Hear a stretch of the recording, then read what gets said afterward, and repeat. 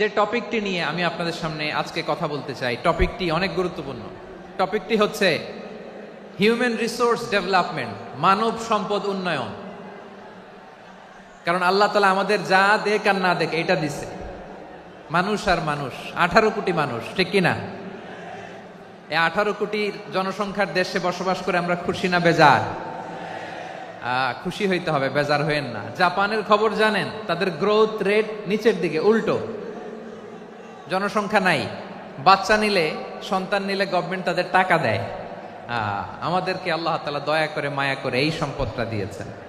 এই মানব সম্পদকে যেন আমরা কাজে লাগাই, ইনশাআল্লাহ। পড়েন সবাই। হিউম্যান রিসোর্স ডেভেলপমেন্ট অনেক জনগুরুত্বপূর্ণ বিষয়, খুব সেন্সিটিভ বিষয়, বুঝতে হবে। যশোরের স্মার্ট ছেলেরা, এই যে আমি যাদেরকে দেখতে পাচ্ছি, all are the Gen Z of Jashore. যারা জেন জি, ওরা স্মার্ট, ওরা ইশারা ইঙ্গিতে কাজ করে। এই যে পুরো গদি উল্টায় দিছে, ঠিক কিনা?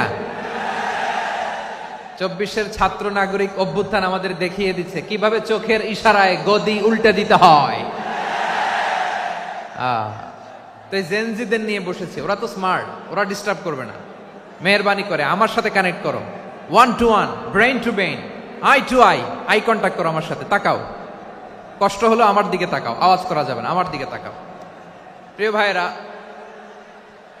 হিউম্যান রিসোর্স ডেভেলপমেন্টের ব্যাপারে কিছু কথা বলবো। এই যে আমাদের বিশাল জনসংখ্যা, এই জনসংখ্যাকে কি করে জনসম্পদে রূপান্তরিত করা যায়, এ ব্যাপারে কথা বলবো। আমি সূরাতু বনী ইসরাইলের 70 নম্বর আয়াত তেলাওয়াত করেছি। এই আয়াতের আলোকে কিছু কথা আমি আপনাদের সামনে বলবো।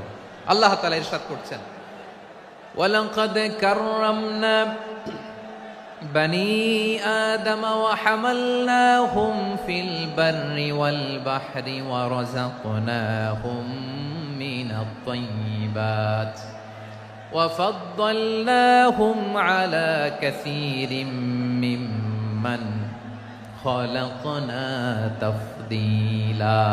পড়েন আল্লাহু আকবার। রব্বুল আলামিন বলেন, ওয়ালাকাদ কাররামনা বনী আদম, আমি বনী আদমকে সম্মানিত করেছি, বনী আদমকে মর্যাদা দিয়েছি।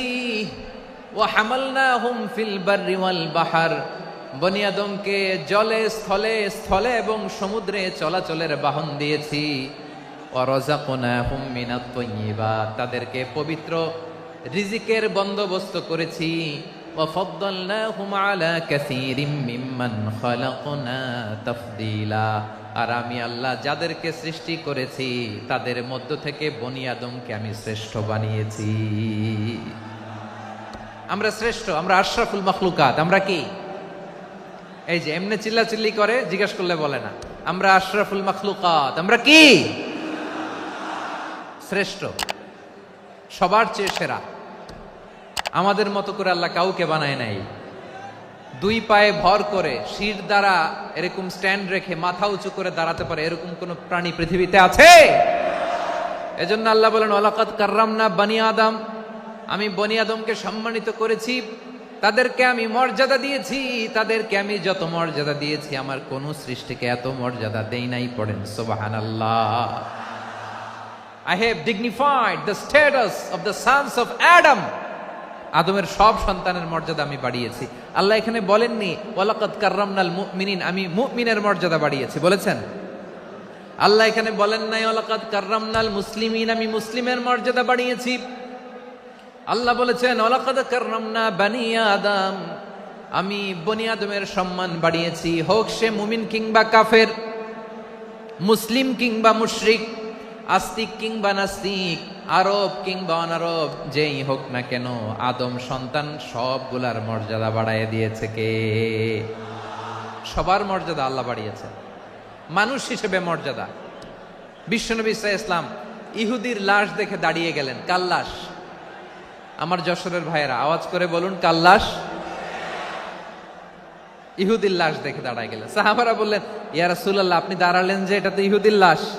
বিশ্বনবী বললেন, আওয়ালাইসাত নাফসান, এটা কি মানুষ নয়? এটা হোক ইহুদি হোক খ্রিস্টান, এটা তো মানুষ।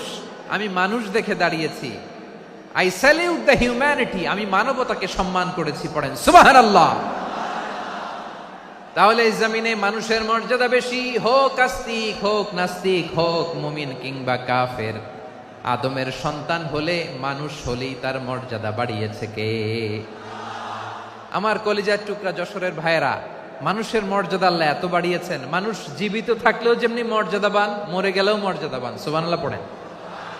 মানুষ মরে গেলে এই ডেড বডিটা কি হয়? পচে যায়, গলে যায়, মাটির সাথে মিশে যায়। তাই বলে আপনি ডেড বডির সাথে যাচ্ছে তাই করতে পারবেন না। পারবেন? কেউ যদি অন্যায় করে, তাকে যদি আপনি শাস্তির আওতায় আনেন, যা মনে চায় করতে পারবেন না। তারা আগুন দিয়ে পোড়াতে পারবেন না, নাক কাটতে পারবেন না, কান কাটতে পারবেন না, অঙ্গ বিকৃতি করতে পারবেন না। কারণ মানব জাতির মর্যাদা স্বয়ং দিয়েছে কে? ডেড বডি পচে যাবে, গলে যাবে। তারপরে ইসলাম বলে না, খবরদার, এই মরা লাশটারও একটা মর্যাদা আছে না নাই? ইসলাম বলে এই লাশটা গলে যাবে, পচে যাবে, কিন্তু এটার অমর্যাদা করো না। কর্পূর দিয়ে, খেজুর পাতা দিয়ে, এটাকে ওয়ার্ম ওয়াটার দিয়ে, গরম পানি দিয়ে ধৌত করো, সাদা শুভ্র ধবধবে কাপড় দিয়ে লাশটাকে তুমি কাভার করো। তারপরে খাটিয়ার মধ্যে লাশটাকে রেখে বিশাল একটা প্রোগ্রাম করো, একটা ফিউনারাল প্রোগ্রাম করো। ওই প্রোগ্রামের ডানে বায়ে পেছনে লাশটারে রাখলে হবে না, প্রোগ্রামের একেবারে সামনটাতে তুমি লাশটাকে রাখো। সুবহানাল্লাহ। একটা ফিউনারাল প্রোগ্রাম করতে হবে, তাকে শেষ বিদায় জানাতে হবে, যেটাকে আমরা জানাজা বলি। কি বলি? জানাজা মানে মাইয়েতের জন্য দোয়া, তার জন্য দোয়া করা হয়, তাকে একটা সিস্টেমেটিক অর্ডারে কবরে রাখা হয়, সুন্দরভাবে সেটাকে কবরস্থ করা হয়, মাটি দেয়া হয়, পানি দেয়া হয়। তার মানে মরে গেলেও মানুষের সম্মান বাড়ায় দিয়েছে কে?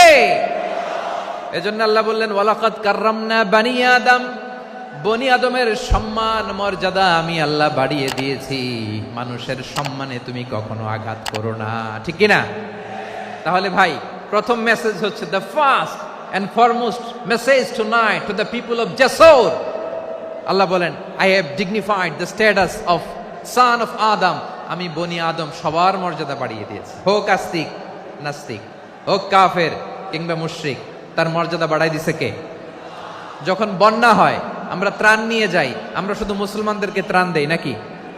হ্যাঁ, আমরা মুসলমানকেও দেই, অমুসলমানকেও দেই, হিন্দুকেও দেই, বৌদ্ধকেও দেই। যেখানেই মানবতা বিপন্ন, সেখানে ইসলামের হেল্পিং হ্যান্ড আছে না নাই? সুবহানাল্লাহ। কি দিন আমরা পেয়েছি, কি বিধান আমরা পেয়েছি। ওয়ালাকাদ কাররামনা বানি আদম, আমি বনি আদমকে সম্মানিত করেছি।